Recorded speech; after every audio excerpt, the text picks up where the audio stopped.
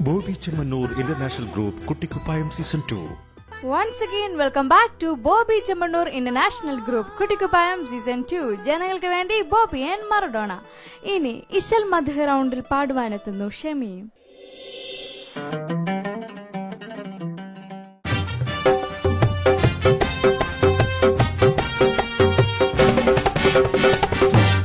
ഷെമി ചേച്ചി, എന്തൊക്കെയാണ് black and white ഒക്കെ ഇട്ട് നല്ല സുന്ദരനായിട്ടുണ്ടല്ലോ. ചേച്ചി, ഇശൽ മധു റൗണ്ടിൽ മോൻ സെലക്ട് ചെയ്ത പാട്ട് ഏതാ? മാമര് ഭൂവിൽ ആരായി പാട്ട് സെലക്ട് ചെയ്യാൻ സഹായിച്ചത്? അത് നാസർ മേച്ച്. നന്നായിട്ട് പ്രാക്ടീസ് ചെയ്തിട്ടുണ്ടോ? നന്നായിട്ട് പെർഫോം ചെയ്യാമാണ്. All the best. Thank U.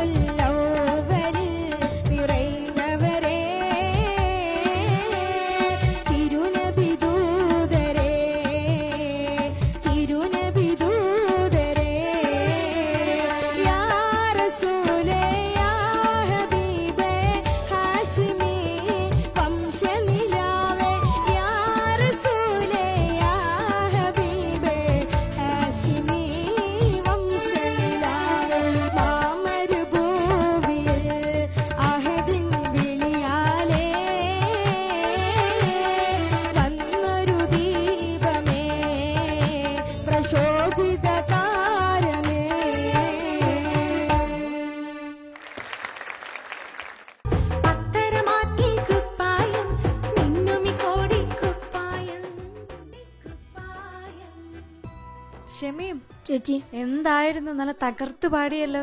Thank you ചേച്ചി. അപ്പൊ നമുക്ക് ജഡ്ജസിന് എന്ത് തോന്നി ചോദിക്കാം. OM മാഷ് തകർത്ത് പാടിയെന്ന് തീർത്ത് തന്നെ പറഞ്ഞല്ലോ അല്ലേ? തകർത്ത് പാടിയിട്ടുണ്ട്. പുതിയൊരു പാട്ടാണ്. റസൂൽ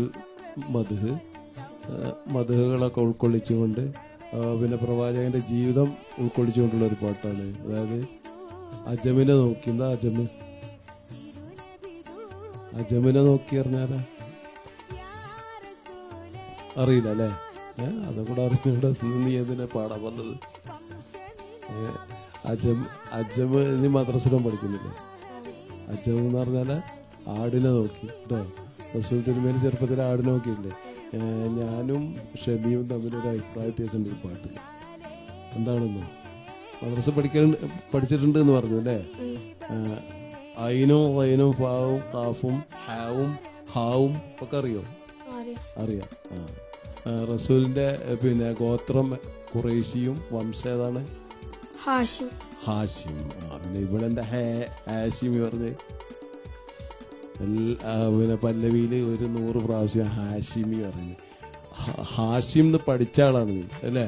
റസൂൽ തിരുമേനിയുടെ ഗോത്രം ഹാഷിമിയാണ്. അതായത് ഹാവ് പറയേണ്ടടുത്ത് ഹാവും ഹാവ് പറയേണ്ടടുത്ത് ഹാവും. അത്രേ എനിക്ക് പറയുള്ളൂ കേട്ടോ. മോൻ നന്നായി പാടി. ഓക്കെ, താങ്ക് യു OM മാഷ്. ഫാരിഷ ചേച്ചി. ഷമീമ നല്ലൊരു മധുഹാനാണ് പാടിയത് കേട്ടോ. നല്ല രസമായിട്ട് പാടി മോന്. പ്രത്യേകിച്ച് അങ്ങനെ പ്രശ്നങ്ങളൊന്നും പറയാനില്ല. മോൻ ഈ പാട്ട് പാടിയപ്പോൾ തന്നെ എനിക്കൊരു ഫിലിം സോങ് ഓർമ്മ വന്നു.